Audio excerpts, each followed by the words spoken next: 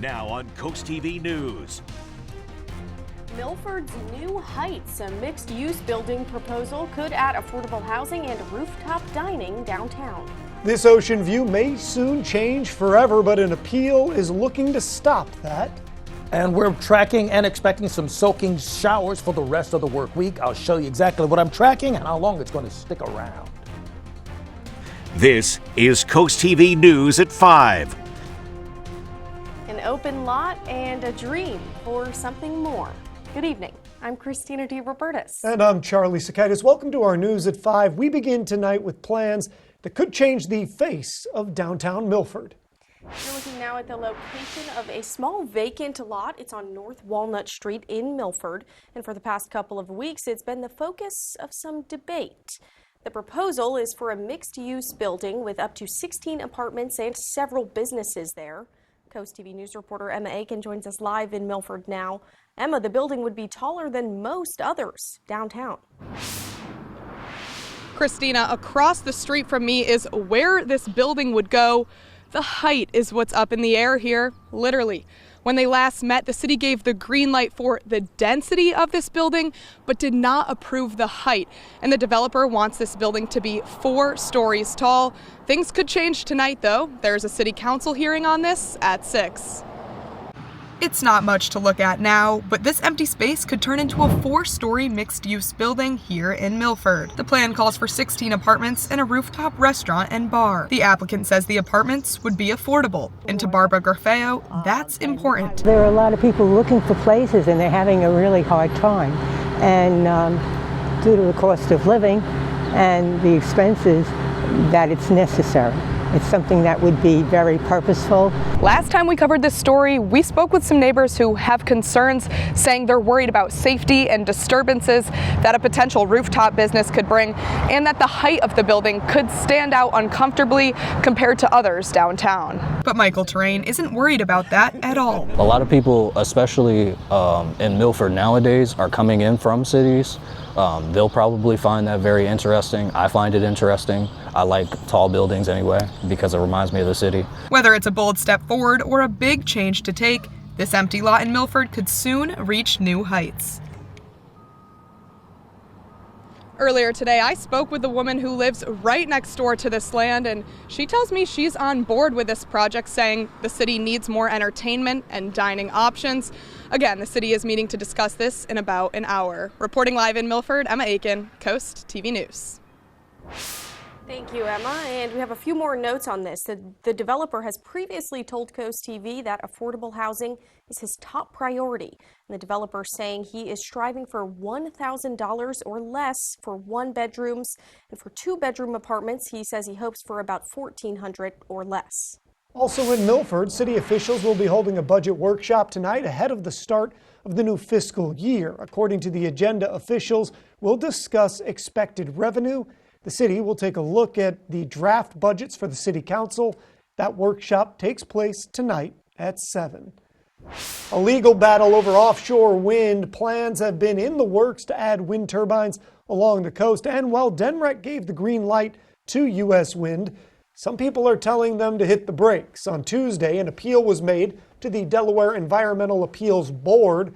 A retired tax lawyer says he sees some problems in U.S. wind's certification of consistency, saying they didn't take into account the long-lasting effects of offshore wind projects.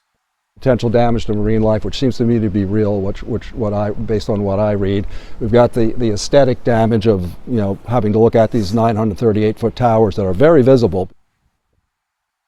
The Delaware Environmental Appeals Board ultimately decided to require DENREC to provide everything they considered while making the decision to approve U.S. wind's certification of consistency. And this brings us right into our CoastTV poll. We want to know what matters most in offshore wind decisions. Let's take a look at the results here. Take a look at your screen. You can see 66% say environmental protection, just 4% say local job growth, 22% with energy independence, and 8% say public transparency. If you haven't voted yet, it's easy to do. Go to coasttv.com. Use the CoastTV mobile app as well. Great options, both of those.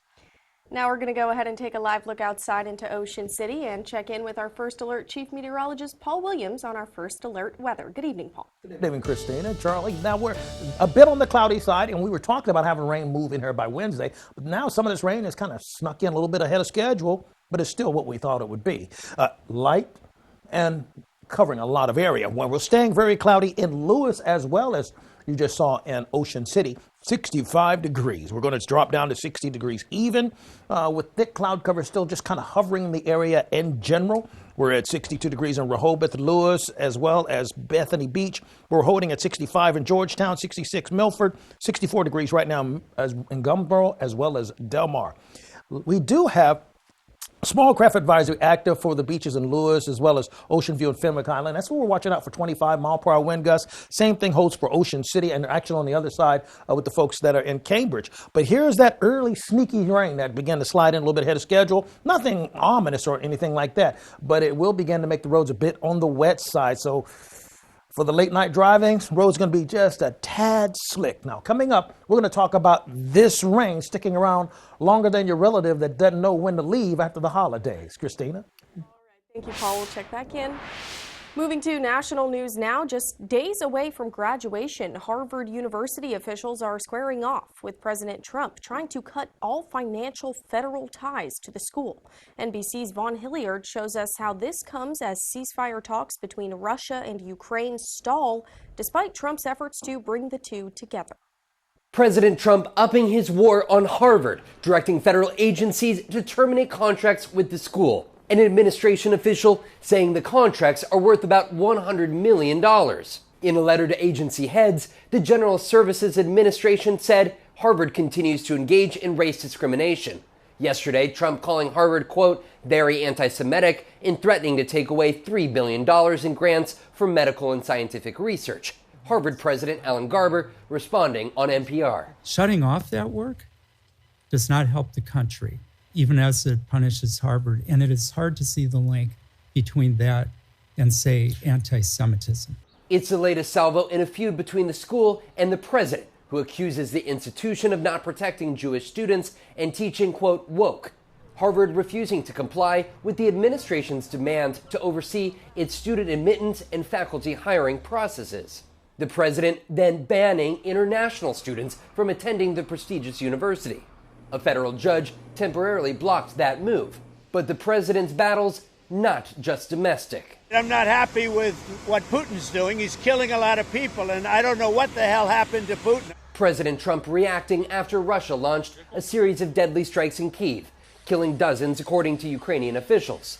In a social media post, the president saying the Russian leader doesn't realize lots of really bad things would have already happened to Russia without Trump. Now, GOP Senator Chuck Grassley says it's time Trump get behind strong sanctions and let Putin know it's game over. There is good news for investors. Stocks climbed after President Trump announced he was pausing tariffs on the European Union until July. He had threatened to impose a 50% tariff on the countries this weekend. The president was not happy with the direction of the trade talks, but says this is a positive event. Back to Harvard, none of the canceled federal contracts affects hospitals affiliated with the school, but the administration is looking at potentially ending the school's tax-exempt status. Vaughn Hilliard, NBC News, Washington. New tonight, National Public Radio is taking on the White House. Today, the network filed a First Amendment lawsuit against the Trump administration. The suit alleges President Trump's attempt to defund NPR is a, quote, clear violation of the Constitution. Earlier this month, Trump accused NPR and television counterpart PBS of bias. His executive order called for the Corporation of Public Broadcasting to stop funding the two entities. U.S. embassies and consulates worldwide have been instructed to pause new student visa appointments.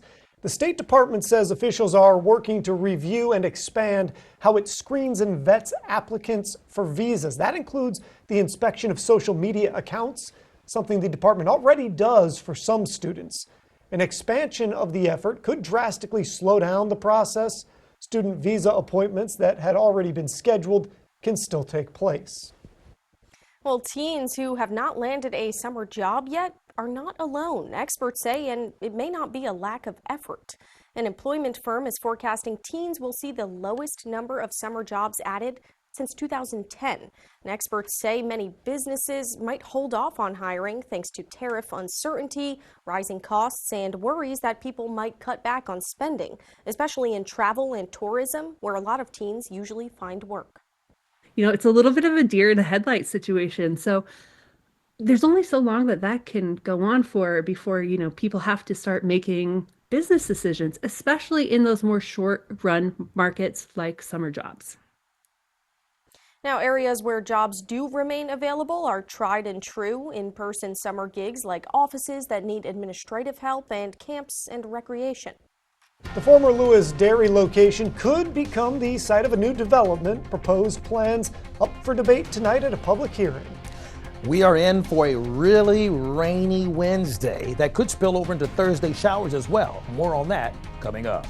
But first, a look at First State Community Action Agency as Community Action Month comes to an end. That's up next. This is Coast TV News at 5. Community Action Month is celebrated throughout the month of May. And First State Community Action, it's just one of the 1,000 community action agencies across the country. Executive Director Bernice Edwards says there are important questions to ask when providing that community action. How can we move them to that level that I might be here today, but where you want to be 5 years from now, and how can we help you get there? But we have the tools that's needed for that individual, whether it's education, it's job training. And Edwards says that First State Community Action Agency will be celebrating 60 years of service in November. Here's a look at your Bay forecast. We're looking for widespread rain on Wednesday, Thursday, but then another round on Friday going into Saturday. On and off again showers are on the menu. We'll be serving up your forecast in a moment.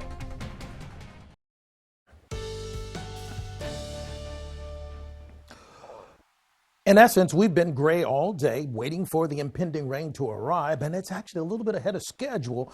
Nothing that's stormy thus far, but wet and a bit drizzly and depressing looking without a doubt. Our dry tech camera, Ocean City, 63 degrees with 6-mile-per-hour wind. Will drop down to 61 as early as 8 o'clock in the morning. Here's where the temperatures lie right now. We're at 67 in Seaford right now, but we're at 66 in Redden, Bridgeville, 63 Delmar, 62 right now, Bethany Beach, Rehoboth Beach, as well as Lewis. The winds still on shore, moving at about, let's say, 10 to 11 mile per hour gusts. So they're not a big deal just yet, but we do have some wind concerns with our small craft advisories in effect along the entire coast. This is the latest look at just how cloudy and gloomy it is from aloft, okay? And we're starting to see some scattered showers become a little more impressive north of Denton, really headed towards the Dover area, not an immediate threat for us here in Sussex County or in the Ocean City area. Now, we're looking at some embedded storms moving across portions of the D.C. area, but losing a lot of its strength as it gets a little bit closer. This high-pressure system has been, playing guard for our dry weather. Well, now, it looks like it's got a contract at another team, so we're going to be dealing with team rain for the next couple of days and overnight.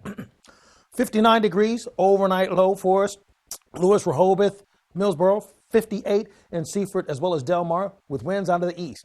Now, with all this rain that's on the way, let's kind of clock and see where we are as far as our tabulation is concerned. For the month, we're about 3/4 of an inch beyond our normal rainfall total. And this is a far cry from what we have been dealing with previously, because we were dealing with chronic drought conditions. Now, look at this. We're in the good, so to speak, over 2.5 inches of rain as far as our norm is concerned for this time of the year. Now, as far as the projections are concerned, watch how this changes. For Wednesday, we're looking for about a full inch of rain in Long Neck, close to that in Georgetown. Now, that for Thursday, we don't see much of a bump. So Thursday's not looking all that impressive as far as accumulation is concerned. But look, by the time we get to Friday, we're looking at possibly 2 inches total, or even more than that, along wherever you see the purple. Now, that's, once again, from Wednesday until Friday, not just one day. So here's a look at Wednesday. You can see how encompassing the scattered showers are mid-morning and into the afternoon. Temperatures in the 60s. Once again, from Ocean Pines down to Snow Hill, same situation. Lots of rain, a little bit heavier down here towards Newark and Snow Hill. We'll watch out for that just in case it turns a little stormy and wants to kind of act up. Winds picking up a little momentum by Wednesday afternoon, but really by the time we get to Wednesday night, Late night, we're looking at 30-mile-per-hour winds gusting at Ocean City and 32-mile-per-hour wind gusts for us at Bethany Beach. Just something to keep in mind. Now, we're looking at a whopping 100% chance rain on Wednesday, then it reinitiates big time Friday and Saturday. So here's a look at Friday, widespread rain, and this is where we are, okay? The rain pulls through for Saturday. We're still in the midst of heavier or steady downpours at the very least. So when we go up to the 3-day beach forecast, we're looking at cloudy skies at the very least 3 days in a row, with rain on Wednesday and definitely on Friday. We may get a skip a day on Thursday, but it's still going to be kind of drizzly and, gray anyhow. But we may get a peak or a smidgen, what I like to call it, of sunshine on Thursday. Finally, here's a look at your 7-day forecast. Now, we are calling for a yellow alert day on Wednesday because it's just going to be so much rain all day long.